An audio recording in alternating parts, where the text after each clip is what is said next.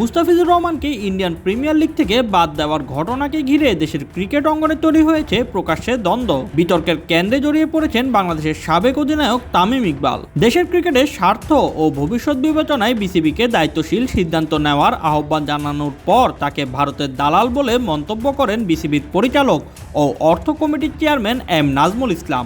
এতে নতুন করে উত্তেজনা ছড়ায় এবং এর প্রতিবাদে বিবৃতি ও সংবাদ সম্মেলন করেছে বাংলাদেশ ক্রিকেটার্স ওয়েলফেয়ার অ্যাসোসিয়েশন কোয়াপ।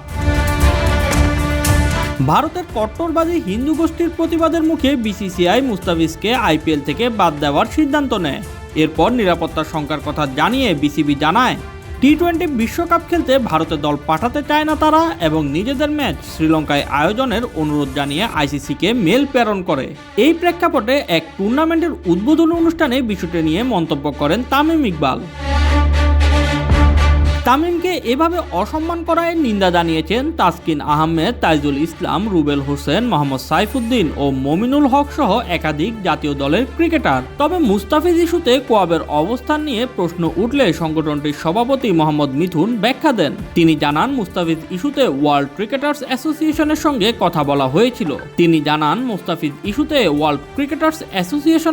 কথা বলা হয়েছিল। মিঠুন বলেন, আপনারা হয়তোবা জানেন না, আমরা মুস্তাফিজের সাথে আলোচনা করেছি। আমরা ওয়ার্ল্ড ক্রিকেট অ্যাসোসিয়েশনের সঙ্গে মিটিং করেছি মুস্তাফিজকে নিয়ে, যে আমরা মুস্তাফিজকে নিয়ে কি করতে পারি, আমরা কোন স্টেপ নিতে পারি। ওয়ার্ল্ড ক্রিকেট অ্যাসোসিয়েশন থেকে আমাদেরকে কনফার্ম করেছিল, যদি মুস্তাফিজ চাই ওকে লিগ্যাল অ্যাডভাইজার দিয়ে, তাদের সারা ওয়ার্ল্ডেই লিগ্যাল অ্যাডভাইজার আছে, তাদেরকে দিয়ে তারা বিসিসিআইয়ের সঙ্গে যোগাযোগ করে তাকে তো পুরাটা অ্যারেঞ্জ করে দিতে পারবে না, যতটুকু সম্ভব ক্ষতিপূরণ তারা ব্যবস্থা করে দিবে।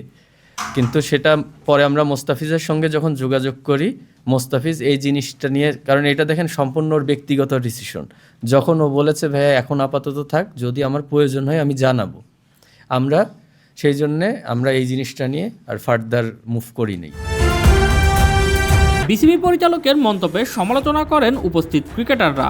তাদের মতে ক্রিকেটারদের প্রতি সম্মান রেখে আরও দায়িত্বশীল আচরণ করা উচিত ছিল। এই বিষয়ে মিথুন জানান, দায়িত্বশীল কোনো জায়গায় যারাই থাকে তাদের কোড অফ কন্ডাক্ট থাকা উচিত।